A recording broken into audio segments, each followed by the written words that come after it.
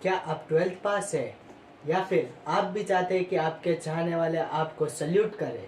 तो जी हाँ साथियों, ये सरकार ने बहुत टाइम बाद में SSCHSL का नया नोटिफिकेशन जारी करा है, जिसकी इन्फॉर्मेशन आज मैं आपको दूंगा। बने रहिए अंत तक मेरे साथ इस वीडियो के अंदर। SSCHL ये क्या है, चलिए जानते हैं। Staff selection commission combined higher secondary level. जी हाँ, जितना बड़ा इसका नाम आपको लग रहा है उतनी टफ ये वैकेंसी है और उतना ही बड़ा इसका क्राइटेरिया है। इसकी सारी इन्फॉर्मेशन आज आपको इस वीडियो के अंदर मिल जाएगी, कहीं जाइएगा मत साथी।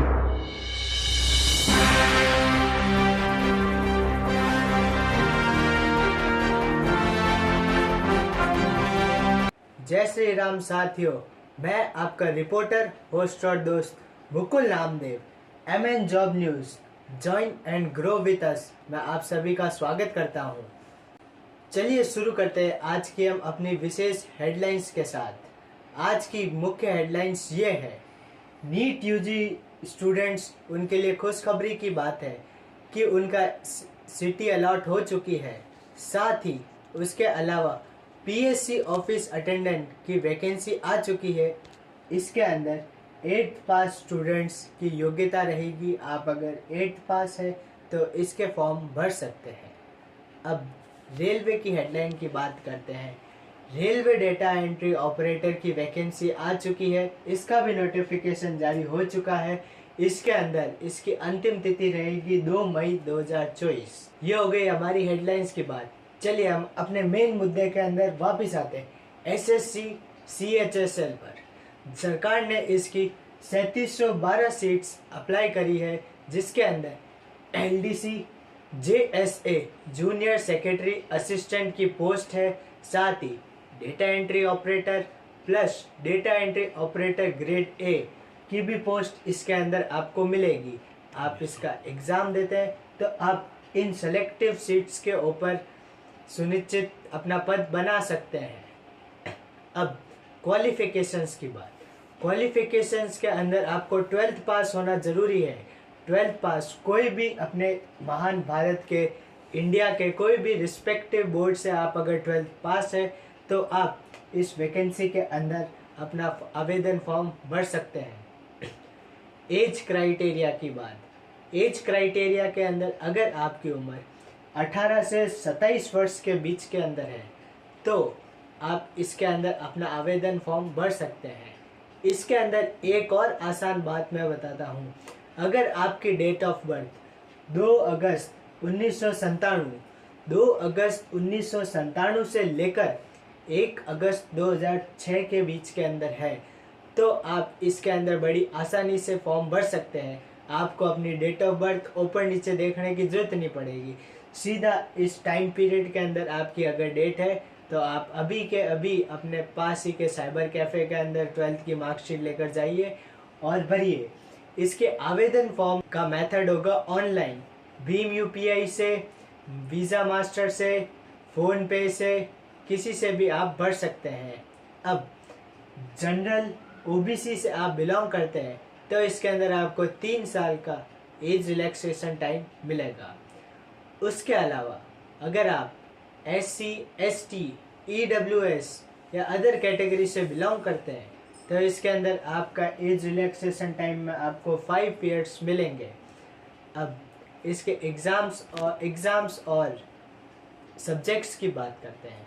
सब्जेक्ट्स के अंदर आपका इसका फर्स्ट एग्ज़ाम होगा जुलाई फर्स्ट वीक के अंदर। जब एग्ज़ाम होगा उसके अंदर आपका ऑनलाइन एग्ज़ाम होगा, जिसके अंदर आपको reasoning, maths, general intelligence, general science, general awareness, qualitative amplitude जैसे सब्जेक्ट्स के अंदर आपका 25 नंबर्स के पेपर होंगे।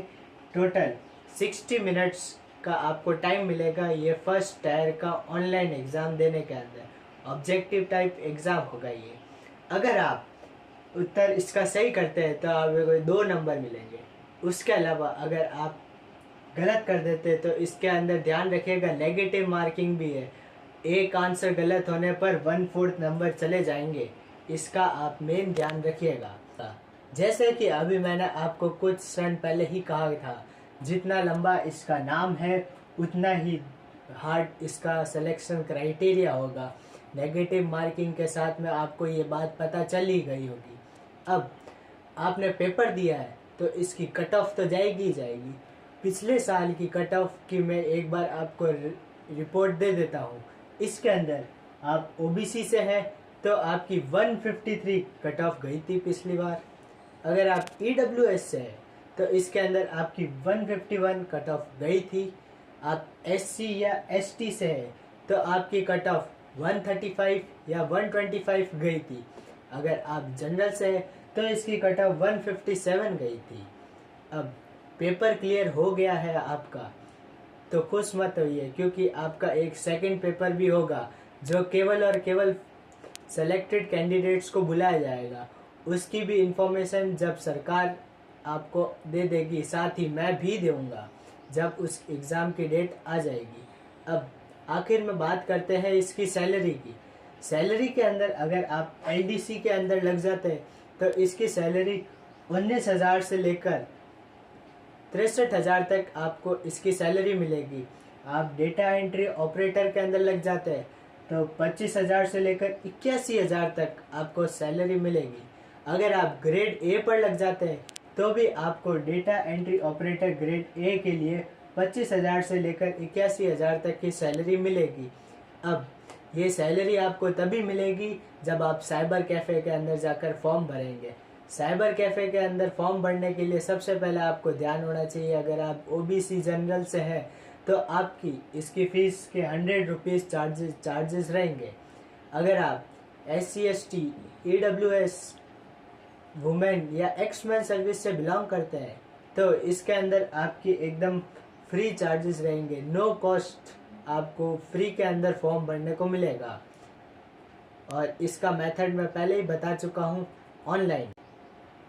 अब ये सब तभी होगा जब आप 7 मई 2024 इसकी लास्ट डेट है फॉर्म की, उससे पहले अगर आप फॉर्म भरते हैं तो ये सब चीज़ें पॉसिबल है। ये तो हो गई इसकी सारी इन्फॉर्मेशन मैंने आपको दे दी। आपको और ज़्यादा अगर इसकी इन्फॉर्मेशन देखनी है तो मेरे डिस्क्रिप्शन बॉक्स के अंदर लिंक्स दिए हुए हैं, वो लिंक्स पर आप चेक कर लीजिए। हेडलाइंस के लिंक्स भी आपको वहीं मिलेंगे। शुक्रिया साथियों। आपको और भी अगर क्वेश्चन और क्वायरीज है तो मुझे कमेंट बॉक्स के अंदर बताएं, मैं उनका सॉल्यूशन आपके पास ज़रूर लेकर आऊँगा। मैं आपका reporter Mukul Namdev, MN job news. आप देख रहे हैं MN जॉब न्यूज़। और अब इस वीडियो को लाइक, शेयर और सब्सक्राइब ज़रूर करें ताकि मैं आपकी स्क्रीन पर और अवेलेबल रह सकूं। जय श्री राम।